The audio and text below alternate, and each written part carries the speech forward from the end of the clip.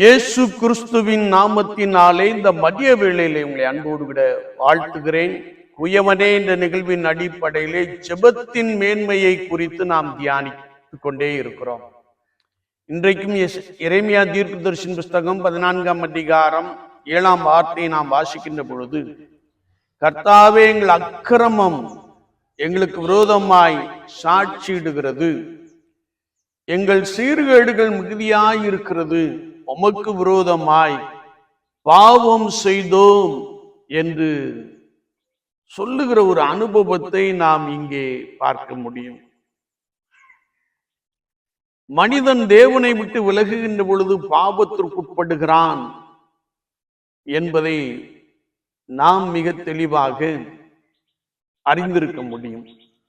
யாரெல்லாம் கர்த்தராகிய இயேசு கிறிஸ்துவோடு கூட இருக்க பழகி கொள்ளுகிறார்களோ, யாரெல்லாம் ஜெபத்திலே உறுதியாய் தரித்து இருக்கிறார்களோ, அவர்கள் பாவம் செய்வதில்லை.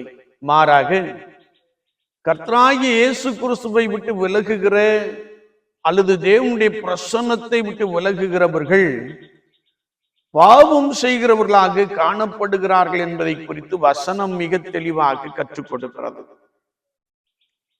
எனவேதான் இங்கே கர்த்தருடைய ஜனங்கள் சொல்லுகின்ற பொழுது, நாங்கள் மிகுதியாய் சீர்கேடு செய்தோம், உமக்கு விரோதமாய் பாவம் செய்தோம் என்று சொல்லுகிற ஒரு வார்த்தையை நாம் வாசிக்க முடியும். நம்முடைய ஆராதனை முறைமையிலே பாவ அறிக்கை ஜெபம் என்று ஒரு ஜெபம் உண்டு. யாரெல்லாம் அதை உணர்ந்து அறிக்கை செய்கிறார்களோ அவர்களுக்கு பாவம் மன்னிக்கப்படுகிறது. யாரெல்லாம் மனஸ்தாபப்பட்டு மனம் வருந்தி கர்த்தரிடத்திலே கேட்கிறார்களோ அவர்களை ஆண்டவர் மன்னிக்கிறதில் தயை பெருத்தவராக இருக்கிறார். அதே நேரத்திலே இந்த வார்த்தைகள் யாருக்காக சொல்லப்பட்டிருக்கிறது என்றால், இயேசு கிறிஸ்துவை அறியாத ஜனங்களுக்காக சொல்லப்பட்டிருக்கிறது. இன்னும் கர்த்தருடைய வார்த்தை சொல்லுகிறது, அறிந்து பாவம் செய்தால் அநேக அடிகள் கிடைக்கும் என்று வசனம் சொல்லுகிறது. இது தேவனை அறிந்து மறுபடியும் பாவத்திலே கிடக்கிற ஜனங்களை குறித்து நாம் கர்த்தருடைய வசனங்களை நாம் வாசிக்க முடியும். எரேமியா 5:25 நாம் வாசிக்கின்ற பொழுது, உங்கள் பாவமே உங்களுக்கு நன்மையை வரவொட்டாதிருக்கிறது என்று வசனம் சொல்லுகிறது. என்னை கேட்டுக்கொண்டிருக்கிற என் அன்பு சகோதரனே, சகோதரியே, விசுவாச வாழ்க்கையிலே கர்த்தராகிய இயேசு கிறிஸ்துவை அறிந்திருந்தும் நாம் பாவம் செய்கின்ற பொழுது கர்த்தராகிய ஆண்டவரோடு கூட உள்ள தொடர்பை விட்டு விலகுகிறவர்களாக நாம் காணப்படுகிறோம். நாம் முதல் குடும்பத்தை மீண்டும் எடுத்துக் கொள்ளுகின்ற பொழுது ஆண்டவர் எல்லாவற்றையும் அவர்களுக்காக ஏற்படுத்தியிருந்தார். அழகான ஒரு ஏதேன் தோட்டம், அநேக விருட்சங்கள், கனிகள் நிறைந்த மரங்கள். ஆனால் அதிலே தோட்டத்தின் நடுவில் உள்ள விருட்சத்தின் கனியை நீங்கள் புசிக்க கூடாது என்று கட்டளை கொடுத்திருந்தார். ஆனால் சர்ப்பமானது ஏவாளை வஞ்சித்தது. ஏவாள் அந்த மரத்தின் பழத்தை பார்ப்பதற்கு இன்பமாக இருக்கிறது, புசிக்கிறதுக்கு ஏற்றதாக இருக்கிறது, இச்சை கற்பம் தரித்து பாவத்தை பிறப்பிக்கிறது என்று வசனம் சொல்லுகிறது. பார்த்தாள் அழகாயிருக்கிறது என்று சொன்னாள், புசிக்க நன்றாயிருக்கும் என்று சொன்னாள், பறித்தாள், கீழ்ப்படியாமையினாலே பாவம் செய்தார்கள் என்று வசனத்திலே நாம் தெளிவாய் அறிந்து கொள்ள முடியும்.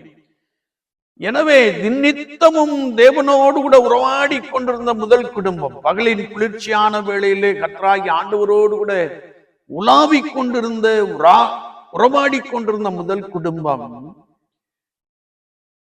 கீழ்ப்படியாமையினாலே பாவம் செய்தபடியினாலே தேவ மகிமையை, தேவ பிரசன்னத்தை இழந்தார்கள். வேதம் சொல்லுகிறது, அவர்கள் தோட்டத்தை விட்டே விரட்டப்பட்டார்கள் என்று சொல்லி. ஆண்டவருக்கும் அவர்களுக்கும் உள்ள தொடர்பு நீங்கி போனதை குறித்து நாம் நன்றாய் அறிந்திருக்கிறோம். எனவே விசுவாச வாழ்க்கையிலே பாவம் செய்கின்ற பொழுது நமக்கும் இயேசு கிறிஸ்துவுக்குள்ள உறவு அறுந்து போகின்ற ஒரு காட்சியை நாம் காண முடியும்.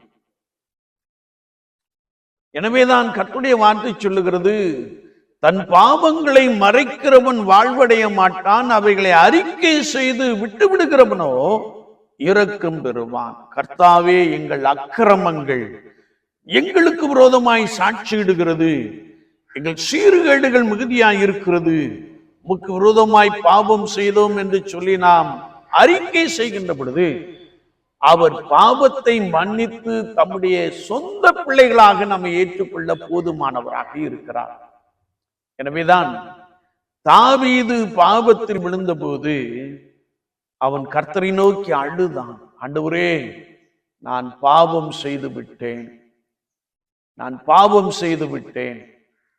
எனக்குள்ளே காணப்பட்ட அந்த ரட்சணியத்தின் சந்தோஷத்தை எனக்கு திரும்ப தாரும், பரிசுத்த ஆவியை என்னிடத்தில் எடுத்துக் கொள்ளாதிரும் என்று சொல்லி ஆண்டவருடைய சமூகத்திலே உபவாசத்தோடு கூட விழுந்து கிடக்கின்ற ஒரு காட்சியை நாம் பார்க்க முடியும். ஆண்டவர் தாவீதை மன்னித்தது மாத்திரமல்ல, தாவீதை பார்த்து சொன்ன பொழுது, தாவீது என் இருதயத்திற்கு ஏற்றவன், எனக்கு சித்தமானவர்கள் எல்லாவற்றையும் செய்வான் என்று சொன்னார்.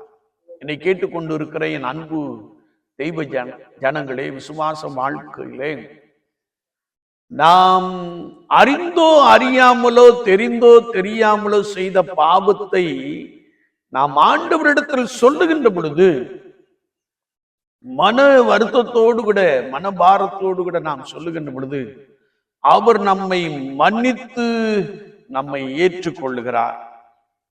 எனவேதான் நீங்கள் பாவத்தை அறிக்கை செய்து அதை விட்டுவிட வேண்டும், விட்டுவிட வேண்டும். இயேசு கிறிஸ்து மன்னிக்கிறதில் தயை பெருத்தவர்.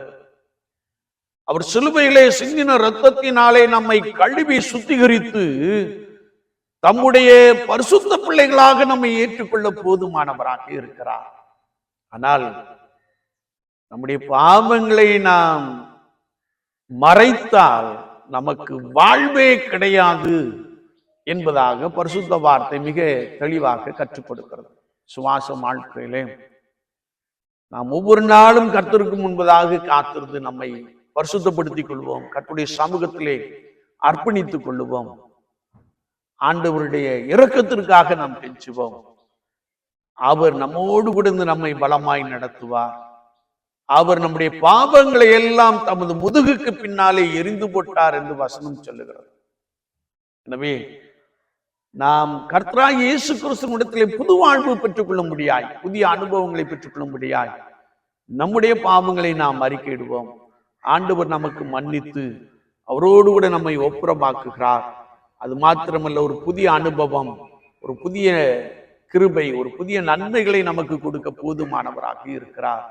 பழையவைகள் ஒளிந்து போயின, எல்லாம் புதிதாயின என்ற வார்த்தையின்படியே உங்களுக்குள்ள ஒரு பரிசுத்தமான அனுபவத்தை, ஆண்டவரோடு கூட நெருங்கி ஜீவிக்கிற அனுபவத்தை ஆண்டவர் உங்களுக்கு தர வல்லவராக இருக்கிறார். இந்த வேளையிலும் நம்மை ஒரு விஷயம் கர்த்தருடைய சமூகத்திலே தாழ்த்திக் கொள்வோம், அர்ப்பணிப்போம், அர்ப்பணிப்போம். ஆண்டவர் உங்களை பலமாய் நடத்துவாராக. ஆமென், ஆமென்.